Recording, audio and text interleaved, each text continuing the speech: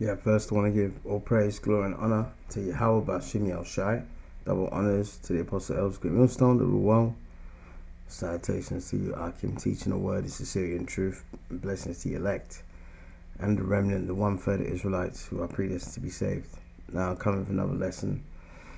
And I'm going to start with scripture, which is the sign of the times, basically. I'm going to put it on the blue letter. So this is 2 Timothy 3:1. Alright. Know this also, that in the last days perilous times shall come. So in the last days perilous times shall come. Now let's look up the word perilous. And let's look up the word perilous and see if it matches with what's going on today, prophetically in the world, And one of the reasons, I was going to do a video anyway. I was studying and I was trying to do a video, trying to think of a topic. And then I watched a video online of, this coverage about homeland, the turmoil there, etc. And it was a cracker. And even this cracker could see that the things that happen in the world today, alright, is biblical prophecy. And he said 43% of Americans, alright, whatever faith, background, whatever, believe that they're in the last days, the end times. But you wouldn't think that if you saw our people, man. They're just going around, the majority of them, they're going around like nothing has happened at all. And, they're not walking on eggshells, man. Which you should be in this time. Okay? Now, the word perilous in 2 Timothy 3:1. Strong's G 5467. Chalepas. Chalepas. Chalepas. So the word perilous means chalepas in the Greek, which is hard to do, to take, to approach, hard to bear. So perilous times is hard to bear, troublesome, dangerous, harsh, fierce, and savage. So in the last days, perilous times shall come. Alright, so in the last days, perilous, which means what? Hard to bear, troublesome times, dangerous times, harsh times, fierce times, savage times. Alright? So that's what the word perilous means in the Greek. So it's perilous, which means dangerous times we're in, harsh times, fierce and savage times. Now let's see whether that matches what's been going on in the world recently. You can't hear yourself think. It's not just the noise of the sirens and the strikes. The sound of the chaos in between is just relentless. Pure panic everywhere you look. This little boy was pulled out alive, his face blackened. His rescuer rushes to his mother. But before she can embrace her boy, she passes out in shock.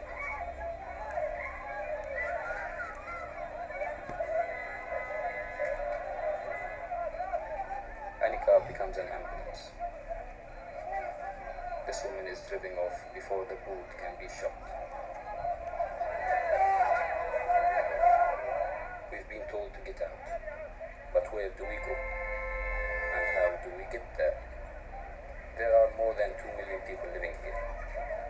Almost half are children. Families are rushing, trying to make plans. Every second matters.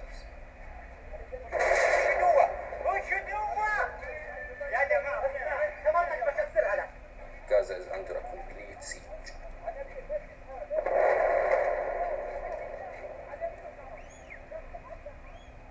No electricity, and no escape. It's too hard. Some almost give up. But you can't stand still for long. Please, my family, they're just kids.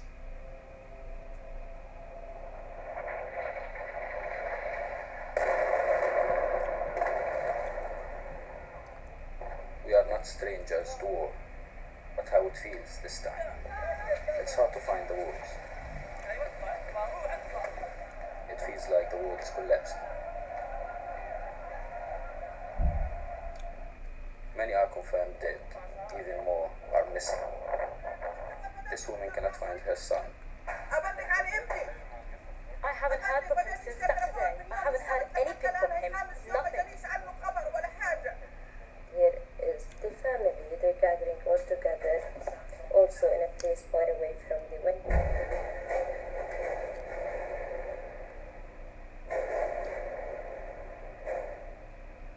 Wow.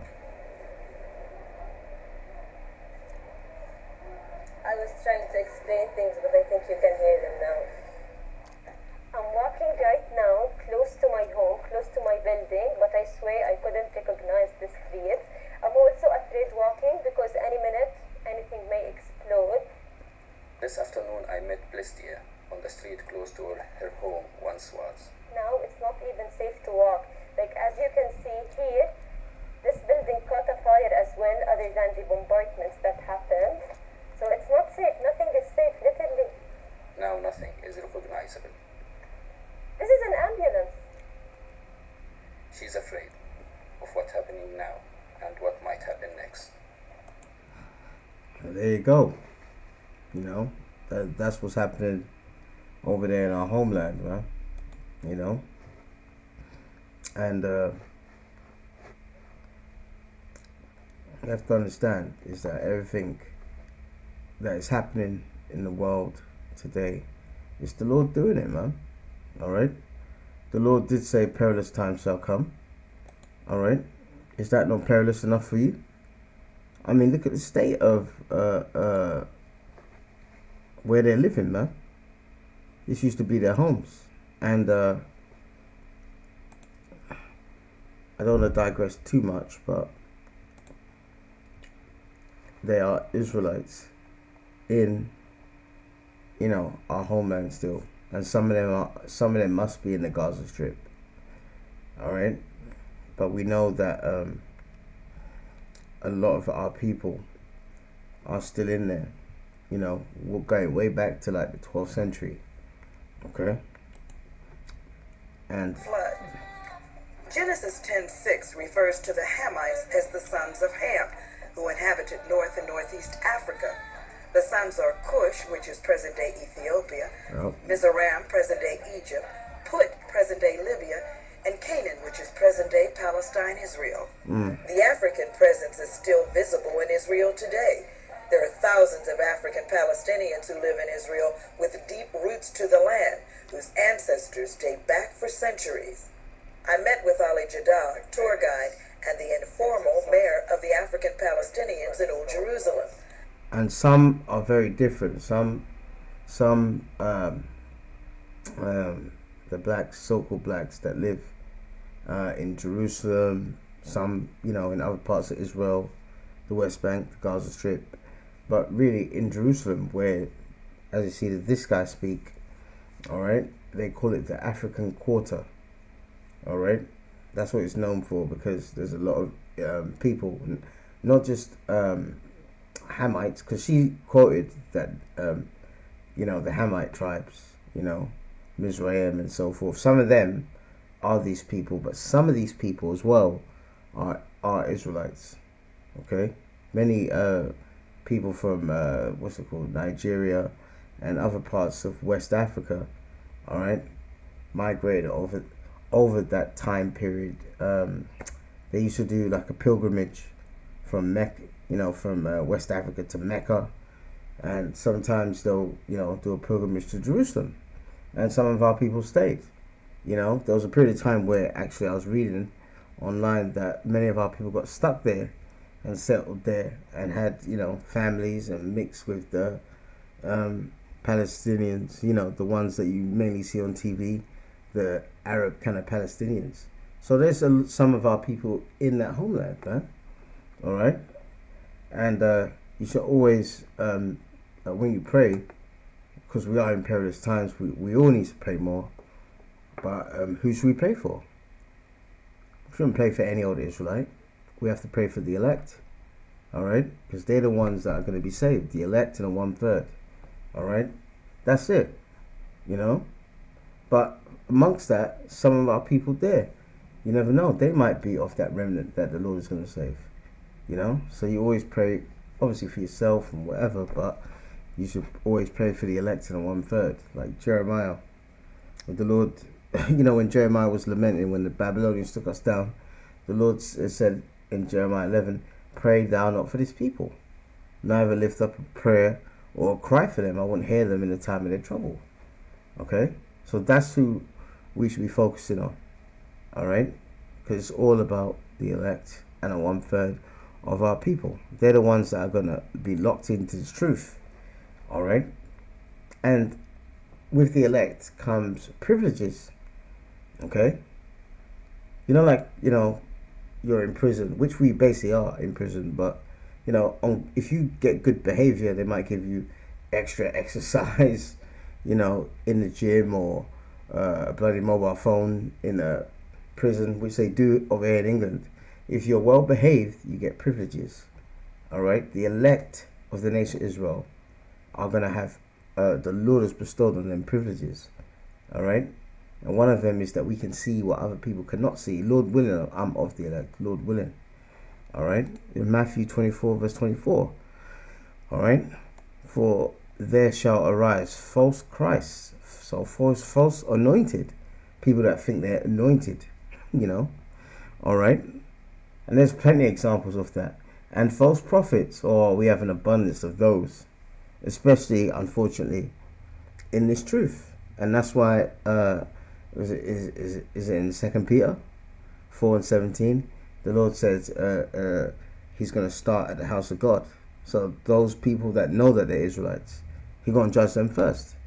Because some of them people you saw in that clip, the Afro-Palestinians, some of them are our people, but they don't know that they're Israelites, a lot of them, okay, but the Lord might have mercy on them, they might be a part of that remnant, we don't know, okay.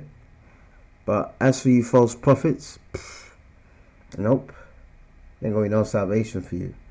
So the elect can smell these things. The Lord's give us like I wouldn't say a sixth sense, a seventh sense, because seven means completion, to see things that other people can't. All right, so we can see the false Christs and the false prophets, and shall show great signs and wonders. All right, like Benny Hinn and his magic coat, where he gets his coat off and hits it, throws it at the crowd, and they all start convulsion, like they've got some seizure attack or something, foaming at the mouth. Those are great signs and wonders, in so much that if it were possible, they shall deceive the very elect. If it were possible, but it's not possible.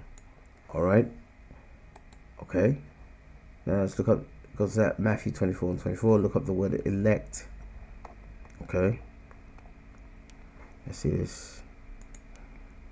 This is Matthew 24 verse 24. This is the word elect. Strong's G 1588. Eklektos. Eklektos. Eklektos.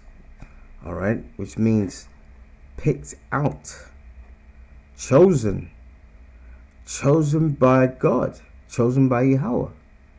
All right, to obtain salvation through Mashiach. Christians are called chosen or elect of God. Well, the real Christians is us, The real Christians is us, man. Okay. We, Lord willing, we're of that number. The elect is the Lord's church. Okay. Christians are called chosen or elect of God. All right. The Messiah is called the elect, as appointed by God to the Most High, blah, blah, blah. But let's go back here. It means picked out, chosen by the Lord. So this group of men have been chosen by the Lord, man. All right? The elect. Okay? They've been chosen to obtain salvation through Mashiach Yahawashi. Okay? So that's a major privilege that the elect has. All right? Major privilege. They've been picked out by the Lord himself. You know? And said, look, this person, he's going to be a prophet of mine. And where it's not, you know, going through the reincarnation, he's going to have the same spirit in the end days, and he's going to do my will. You know, he's going to have faith. I'm going to save him. He's picked out and he's chosen. All right? So we have to pray for the elect, man. All right? And the remnant, the rest of our people, they're not, even that survey that I told you about, I guarantee you the majority of those people, the 43% that said we're in the end times, I bet you any money it wasn't many of our people that were surveyed, man. Because if it was, and they believe that we're in the last days, we should be getting our act together. All right? That's the time we're in now. Okay? They're not getting their act together. You know, like one brother said in the video I was watching him earlier, in the Christian church, everything's comfort and comfortable. What's coming is not going to be comfortable, man. All right? But the elect have been chosen out, all right, to obtain that salvation. So there's a spiritual hedge around them. All right? This is Ezekiel chapter 9 and 4. And the Lord programmed us, you know, like it says in Jeremiah, you know, even before we were born, man. The Lord knew. He picked us. Lord willing, we're of that number. You know? That's a privilege, man. Rather than being like any old person or any old standard Israelite. You know? So the Lord has given us gifts. Lord willing, we're of that number. Ezekiel 9 and 4. And the Lord said unto him, go through the midst of the city, through the midst of Jerusalem. And who's Jerusalem? We are, man. It's a people, you know, more than it's a place. And set a mark upon the foreheads of the men that sigh and that cry for all the abominations that be done in the midst thereof. And there's plenty of things that we can name that, you know, us in His truth, we are disgusted by. You know, all these abominations, you know, this whole business about having multiple genders and, you know, women leading men, you know, men being weak, you know, eating abominable food, you know, partaking in wickedness, witchcraft, you know. That's why even people, you know, brothers in this truth, sometimes they make videos to expose the music industry because, you know why? It's got our people hypnotized, man. All right? They're not crying and sighing for the abominations that are done in the midst thereof. They're just in the club partying. All right? They're just in the club partying, having a good time. They're not bothered. All right? They're not bothered. All right. Verse 5. And to the others he said in mine hearing, go ye after him through the city and smite. Let not your eyes spare, neither have pity. All right? And this is for the other people. You know, the ones, the one that the Lord has predestined to be a flock that's ready to be slaughtered. All right? Verse 6. Slay utterly old and young, both maids and little children. So the Lord is saying that the Lord is gonna he's more or less condemned our people to be slain, man. Slain, old or young, both maids and little children and women. All right? So there's going to be a lot of death out here in these last days because perilous times is here. All right? Perilous times will come. It's here, man. But not near any man upon whom is the mark. And begin at my sanctuary. You know? begin in my sanctuary. But look what it says here. It says, whom is the mark? It's Mark. All right, and that's why these a clown said, oh yeah, you know, these guys are always going into the original languages, the Hebrew or the Greek. Yeah, we do that to get understanding, man. You dummy. How you gonna get understanding? So what does this mark mean? If you didn't look it up in the blue letter, what would you think it means? You know? It's just madness, you know. And that's why this is the only place where you're going to get spiritually really fed and you're going to spiritually grow. It's a great millstone. But that's up to you, you know. Well, really it's up to the Lord. The Lord turns you away to a bug out camp. He can do that, man. All right. Let's see. Let's go here to go back here. 9 and 4. Set a mark. Let's go to Ezekiel 9 and 4. Mark here in the blue letter. Alright, mark. There you go. Okay. Strong's H 8420. Alright. Tav. Okay, and that's the word for mark. And what does it mean? Alright. Desire, mark, and then this is the main point. Mark as a sign of exemption from judgment. All right. So it's a sign of exemption from judgment. So what you saw in the early video that was going on with those people that are in our homeland, the Palestinians. All right, that's the Lord judging them. All right, and more of that's going to happen. Don't you think 2 seconds, anyone that's in his truth, that what is going on over there in our homeland is not going to come to your doorstep? I've been thinking about this all week, man. It will. All right, we're going to have a third world war. It's in the scriptures. All right, it always needs to have a build up, and it has a domino effect. One nation fights another, the allies back them. And then and then the allies have a problem with another country, and then they just back the other side, so they can go at it, you know, with the country that they don't like. So, for example, in this third world war, guarantee you, Iran will fight Saudi Arabia. That's going to be one of the fronts. I guarantee you that, man. You know, yeah, but it's going to be a domino effect, just like World War II. That's how it started, man. And it was Britain and France that started that war. If Germany wants to invade Poland, what's it got to do with them? Alright? And Germans were living in Poland and they were getting killed. And that's facts. Okay? But the main thing is to be exempt from judgment. That's what that word mark means in Ezekiel 9 and 4. Alright? So that's another fantastic privilege. A righteous privilege that the Lord has bestowed on his elect, his church, man. All right. And also, we know that we're going to die for this truth. All right. We know that many of us are going to die. You know, if you go back in time, when around about the time of Nero, the Roman emperor, you know, in Paul's day, what were they doing? They were taking our people, you know, Christians, so-called Christians, and they were nailing them and killing them, putting them in lions' dens, and they're getting chewed up by lions. Don't think that won't happen this time. Okay? It's a sick world we're living in. Back then it was wicked, but it's even more wickeder now, man. Alright?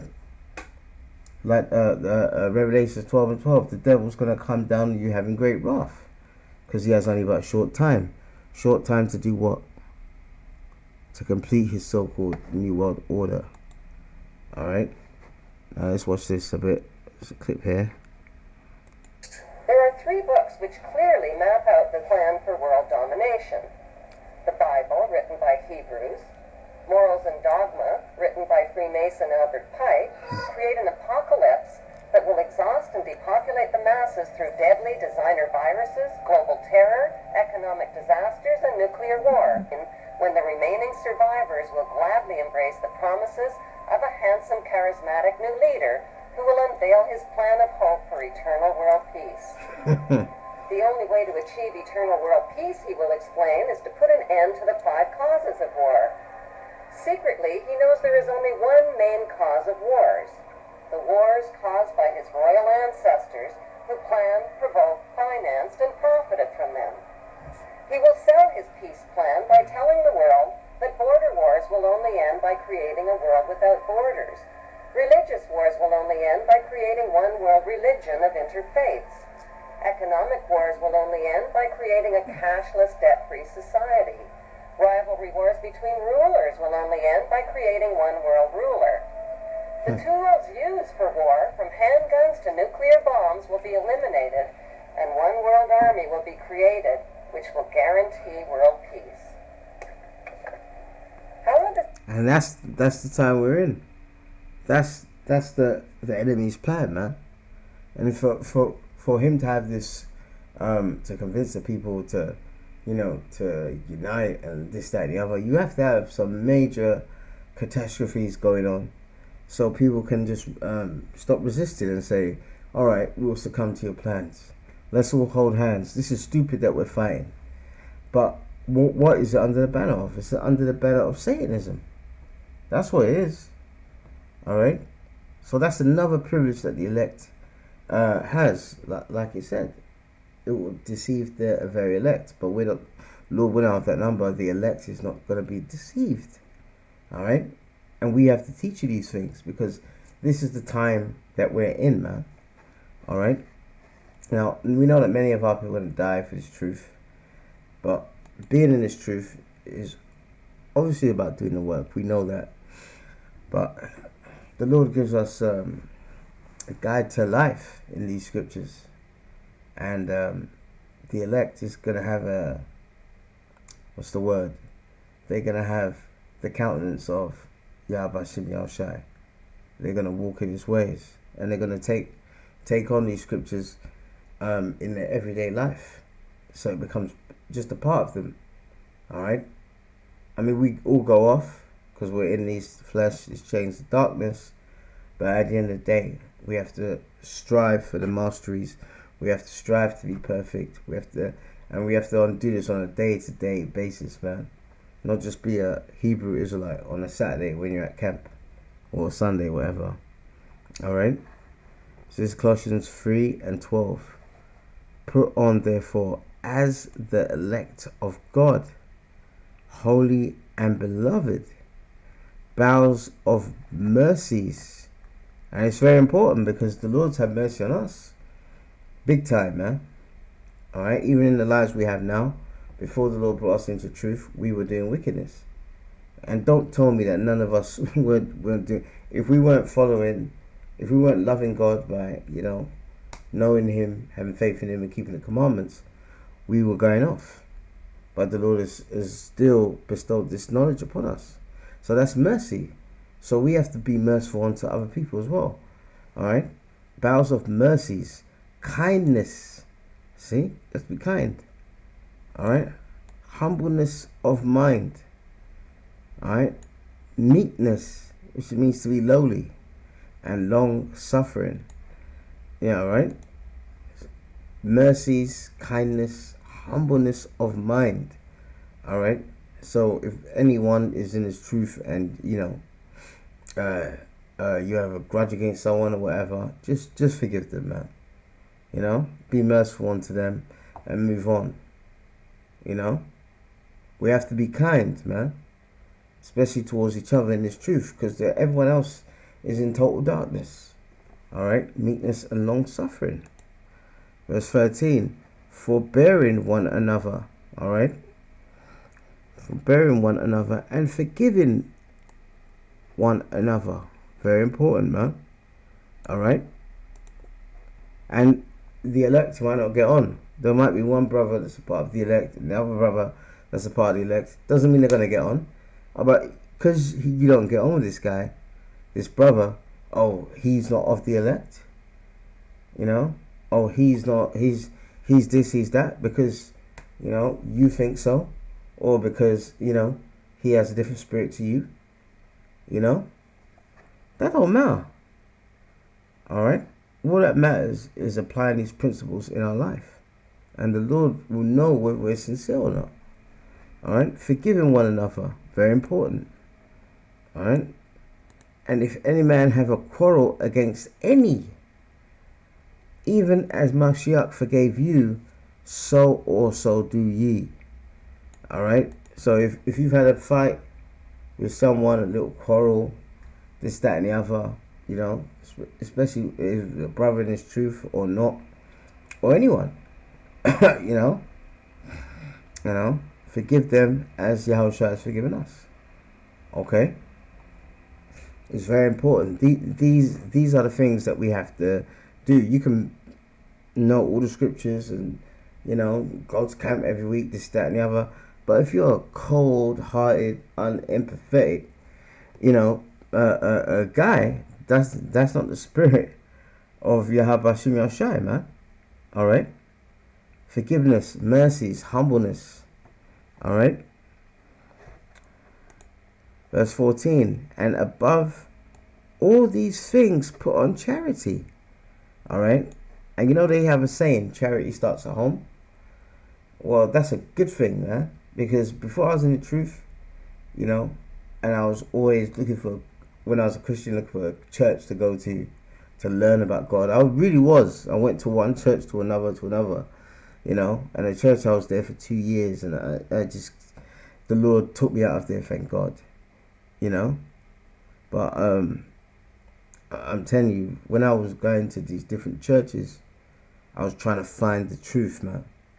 You know, I really was. And there was a time where the older people in the church, I was in hospital and they came. None of the young ones did, but the older ones came. And that was beautiful. That's charity, man. All right? That's supporting, but that is also charity. So we have to be charitable in this walk, this straight gate, this position of difficulty. All right? All right? And above all these things, put on charity. And it says above all these things. All right? Which is the bond of perfectness. And charity does start at home. So if someone, let's say you're in a camp or whatever, or you're in this truth, you know, you can ask, or even if you just learn at home, you can ask any brother on the comment board, say, look, do you have a donate page or anything like that? That's a charitable act, especially if it's going to this ministry, you know. So that's why I say when charity starts at home, you know, why not show that to your fellow brother and sister that's in this truth, you know. That's what we try to do in the camp that I belong to, you know. Sometimes after camp, you know, they'll ask, you know, is anyone hard up for money, this, that, and the other. And that's a beautiful thing, because that is charity. That's something that the elect will be doing. And we need to be doing these things, because remember, the Lord is going to exempt us from judgment. Now, some of us may lose our lives, all right, in a very bad way. But the Lord said that, you know what, he's going to come back and avenge us, man. And that's another privilege that the elect have in these dark, perilous, wicked times that we're in. Luke 17:7. And shall not God avenge his own elect? Alright? And that's what he's going to do, man. Which cry day and night unto him, though he bear long with them. So the Lord is with us, man. Alright? If you're in this truth, and you're glued to this doctrine and learning this doctrine, the Lord is supping with you. You know, you might think you're alone, but the Lord is with you, man. So this is a special privilege that we have in these last days. So let's not waste this privilege. All right, because believe me, there's people that have been in this truth, and I've seen them come and go, man. And some of the ones that have gone, I can't even believe that they're gone. But that's the Lord's choice, not mine. So, you know, at the end of the day, we have to put these things on and do them on a day-to-day basis. All right, to escape the hell and carnage that is here already. Okay? So I'll leave it at that. Don't want to make it too long. I'm sorry if I went on too long. And I'll put a link in the description box about the Afro-Palestinians, which some of them are our people. Alright? We give all praises to Yahawah, BAHASHAM, YAHWASHI, double honors to the apostles and elders, great millstones that were well. And blessings to you, Akia and Aquaf as well, who are laboring in this truth. Stay strong, stay in the Lord. Shalom.